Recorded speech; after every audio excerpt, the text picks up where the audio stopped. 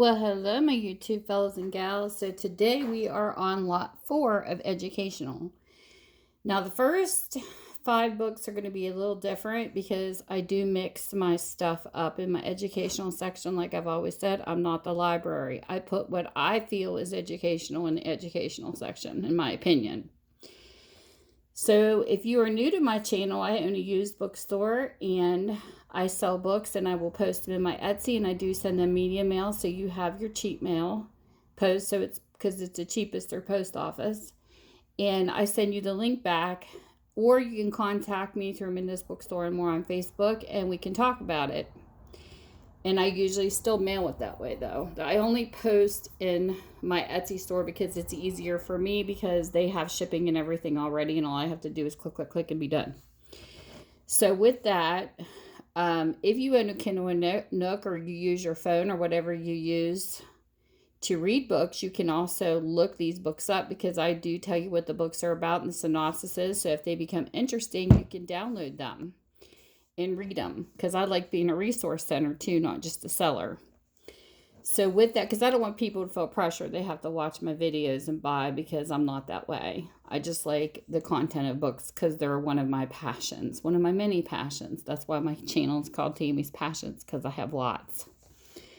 So the first book of the day we have is Cane River, and it's by Lolita Tatamy. This was actually in Oprah's book club of the month. And just so you know, it's a unique accomplishment. This history has never before told. An epic novel of 4 generations of African American women based on one family's actual meticulously researched past. So this is based on truth. So you'll always find true books in my educational section. This has got a little bit of marker in the front. It's got a little bend to it too. Like, it's definitely been well read and loved. It is a 2001 copyright. It's called Cane River by Lolita Tatamy. I think that's how you pronounce her last name. If not, sorry, because I do butcher words sometimes. This is what the book is about. On a Creole plantation in the banks of Louisiana's Cane River, 4 generations of astonishing women battle injustice to unite their family and forge success on their own terms. There are women whose lives begin in slavery, who weather the Civil War, and who grapple with the contradictions of emancipation through the turbulent early years of the 20th century. There is Elizabeth, who bears both a pride legacy and the yoke of bondage. Her youngest daughter, Suzette, who is the first to discover the promise and heartbreak of freedom. Suzette's strong-willed daughter, Philomene, who uses determination born of tragedy to reunite her family and gain unheard economic independence. And Emily, Philomene's spirited daughter, who fights to secure her children's just due and preserve their dignity and future. So this definitely sounds like a really good book. And this is book number 1. Book number 2, we have The Outlaw Bank, A Wild Ride into the Secret Heart of BCCI by Jonathan Beatty and S.C. Gwynn. This is a 1993 copyright. This is what the book looks like.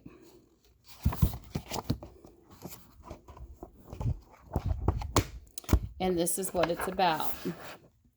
It started the way an investigative story should start in San Francisco's Chinatown on a fog-bound winter night in the candlelight and shadow of the Empress of China restaurant. There was a meeting between 2 old allies. It had been arranged a few days earlier in Times Los Angeles bureau when Jonathan Beatty had received a phone call from Washington, D.C. It was Jack Bloom, who was both a friend and a source, suggesting that they get together for a talk. When Beatty explained he was headed for San Francisco on assignment, Bloom said that by coincidence he too was going to be in San Francisco to meet with a client. They could meet for dinner Tuesday, that was early February 1991. Operation Desert Storm was in full cry, and the world's attention was riveted on Baghdad and Kuwait City Not much else was going on, and in the news business, the war was the only game in town. Beatty was tracking weapons-related technology sales to Saddam Hussein, and he had momentarily forgotten he didn't believe in coincidence. So that sounds like a good one. That was like an excerpt from the story. And I'll leave the rest to your imagination. So there is book number 2. Book number 3. We have The Royals by Kitty Kelley. This is a 1997 copyright. All these books are $2 each. Some are hardbacks, some are softbacks. I should announce that. This is what the book looks like. And this is what it's about.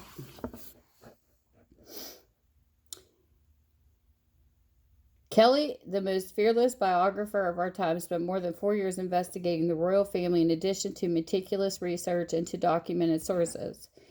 She documented hundreds of exclusive interviews with past and present employees of the royal household, royal friends and relations, courtiers, members of the parliament, and other intimate observers. The author has unveiled examined the private and public lives of Queen Elizabeth, the Queen Mother, Queen Elizabeth II, Princess Margaret, Prince Philip, Prince Charles, Princess Diana, Prince Andrew, and Sarah, the Duchess of York, as well as their forebears and predecessors, as no other biographer has been able to do.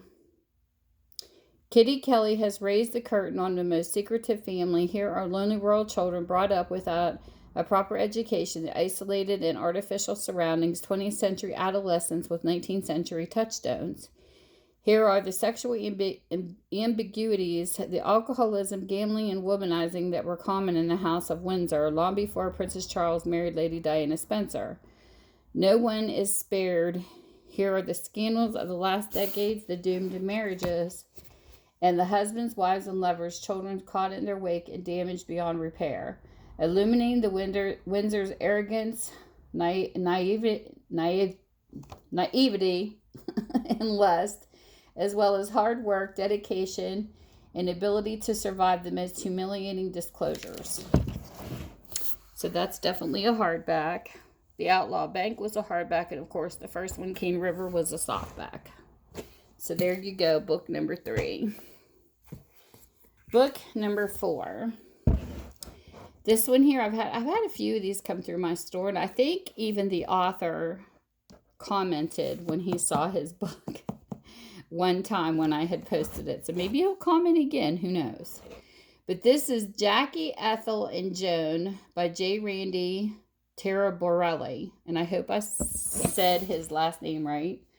This is actually a 2000 copyright. This is what the book looks like, and it is a good book. And the pages are discolored. That's the only thing in this one, and I absolutely love reading about Jackie. I don't know, Jackie Kennedy is just a great person to read autobiographies about. So this is what the book is about. Let's see. Jackie Ethel Joan carefully separates fact from innuendo and explores the women's complex relationships with one another as well as with the ambitious, raucous, and powerful Kennedy clan that nearly devoured them all. Here in new details are first-hand revelations about Jackie's determination to never allow her duties as First Lady to cloud her own sense of identity or interfere with her devotion to her children. Jackie's true feelings about JFK's relationship with Marilyn Monroe and the surprising way she dealt with Marilyn's death. How Ethel and Joan chose to handle their husbands' infidelities, each in their own distinctive way. How Joan courageously battled a drinking problem with Jackie's support and advice. Ethel and Joan's actions during the Chappaquiddick incident, and Jackie's opinion about that tragedy, and the jealousy and love that emerged among the Kennedy wives when it seemed that first Ethel and then Joan would be the next Kennedy First Lady. So there you go. And there is the author. Right there. So this is, a good read. Really is. So if you don't buy the book, try to find it on your Kindle or your Nook or whatever you use and read it, because it is really good. It's very inspiring. So this is book number 4. Book number 5. We have The Kennedy Men. How coincidental. Coincidentally having both these books right after the other. From 1901 to 1963. This is by Laurence Leamer. This is a 2001 copyright. That's what the book looks like. It's got a little bit of photos in the center. And this is what it's about. In this triumphant new work, already hailed as a powerful American epic, Laurence Leamer chronicles the Kennedy men and their struggles to create the most powerful family in the United States. The Kennedy Men is the first volume in a multi-generational history that will forever change the way America views its most famous family. Beginning in 1901 with 12-year-old Joseph P. Kennedy Sr. delivering hats to Boston's social elite, and ending in 1963 with the assassination of his son, President John F. Kennedy Leamer seamlessly unites the complex strands of their economic, political, and social rise. This magnificent new volume is based on 4 years of interviews with Kennedy insiders and experts, as well as in-depth research including unprecedented new sources and materials, the private archives of JFK's longtime secretary Evelyn Lincoln, secret tapes JFK recorded in the Oval Office, revealing letters from the president's doctors, Rose Kennedy's never-before-heard interview tapes, and the interviews with CIA operatives and Kennedy family members. Throughout, the Kennedy Men brings to life 5 bold, ambitious men. The Kennedy patriarch, Joseph P. Kennedy Sr., was one of the richest, strongest men in America's history. His firstborn son, Joseph P. Kennedy Jr., was the heir apparent, a handsome, gregarious youth who died a hero's death. John E. Kennedy picked up his brother's fallen mantle and carried it all the way to the White House. Leamer details the heartbreaking story of President Kennedy's health and how it affected not only him but also America and the world. J.F. Kennedy, his brother Liege, was an attorney general of unprecedented power, fighting both organized crime and a secret war against Castro. Edward N. Kennedy, the youngest of the generation of Kennedy men, was a fun-loving athlete who reluctantly headed up the hard road to power. Combining powerful dramatic narrative with impeccably researched detail, Leamer illuminates the Kennedys' aspirations of love of family, their accomplishments and failure, their heroism and frailty, their love and passions, and their patriotism and selfishness. So there you go. Book number 5. Book number 6, we have The Lifespan Development. This is the 3rd edition by Helen B. and Denise Boyd. This is a 2002 copyright. This is what the book looks like. And what this is, Third Education presents an optimum balance between theory, research, and practical application in a warm, accessible manner. Students and instructors will appreciate the personal style of this text, yet recognize the theoretical clarity and rigor of research used in presenting the most current and relevant discussions for the study of development in the 21st century. Features student orientated approach, creating the perfect balance between research, theory, and practical application. The authors make developmental psychology real and accessible to students through a warm, personal writing style and discussions that are relevant and of interest to students. The special section research report provides detailed accounts of specific research studies, while the real world explores practical applications of developmental theory and research. Complete pedagogical,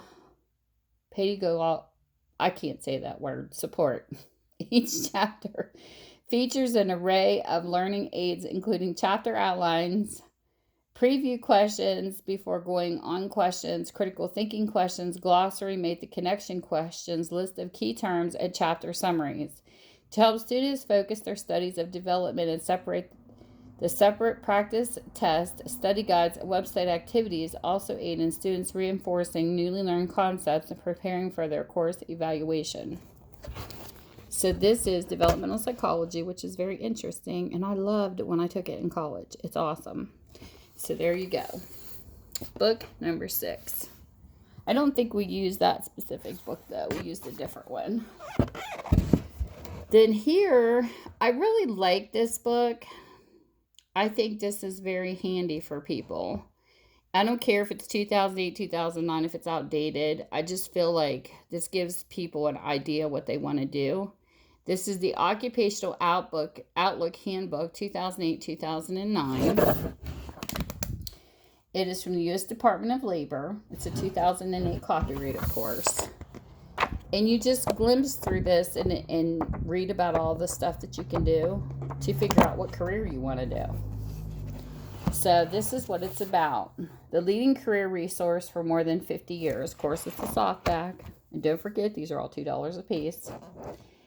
Every 2 years, the U.S. Department of Labor updates this book with the most accurate and current details on all major jobs. Packed with 270 job descriptions, and O includes essential facts about earnings, trainings, education, job growth, and much more. This edition has significant changes, including the most current economic projections, many format improvements for readability, and helpful new tables and sections.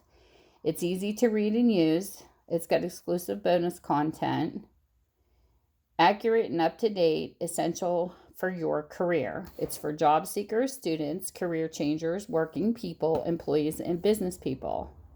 So it covers everything, and it is one really nice book. So with that, you have book number 7. Book number 8. We have a nice hardback. This is Introduction to the Human Body, the Essentials of Anatomy and Physiology. It's the 4th edition by Gerard Tortora, Gerard J. Tortora, and it is a 1997 book. It's got a little bit of writing in it. Somebody took a pen down it, and this is what the book looks like. All kinds of goodies. And of course, since this does not have a synopsis written on the back, I will tell you some of the things that's in here just by the chapters. You have the organization of the human body, introductory chemistry. You have cells, tissues, the skeletal system, articulations, the muscular system, nervous tissue, central and somatic nervous systems, autonomic nervous system, sensations, the endocrine system, the cardiovascular system. You have the blood, heart, and blood vessels. And you have the respiratory system, the digestive system, nutrition and metabolism, the urinary, fluid, electrode, and acid-base balance, the reproductive systems and development, and inheritance. So there you go. All those details and more. So there is book number 8. Book number 9 is also a hardback. This is called Assessing Students with Special Needs. It's the 5th edition by James McLoughlin and Rena B. Lewis. This is a 2001 copyright. This is what the book looks like.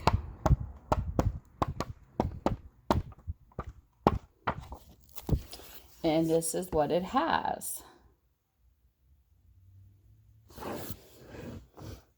Assessing Students with Special Needs, 5th edition, and comprehension prepares future teachers for all phases of the assessment process, from selecting assessment tools to using results to adapt instruction.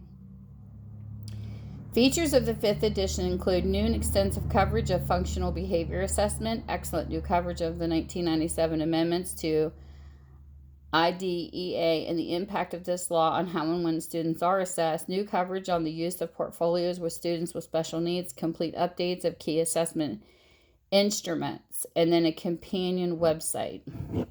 And it is really cool because even parents with special needs, you know, kids with special needs and stuff. This would be great to, not just for teachers, but for helping parents out. So I really like these type of books.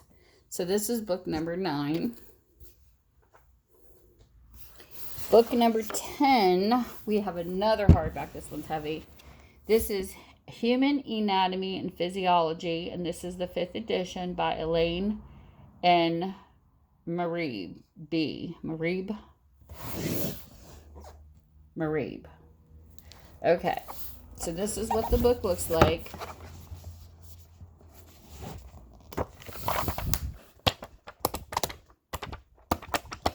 Nice, big. It's got some highlighting in it. And then it has a disc in the back. That's just my Post-it note I take off. Once the book is paid for, it's my receipt. And this is what is in this particular book.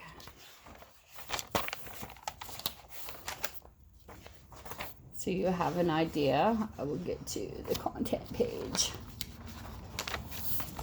Just the chapters. The human body and orientation. Chemistry comes alive. Cells, the living units.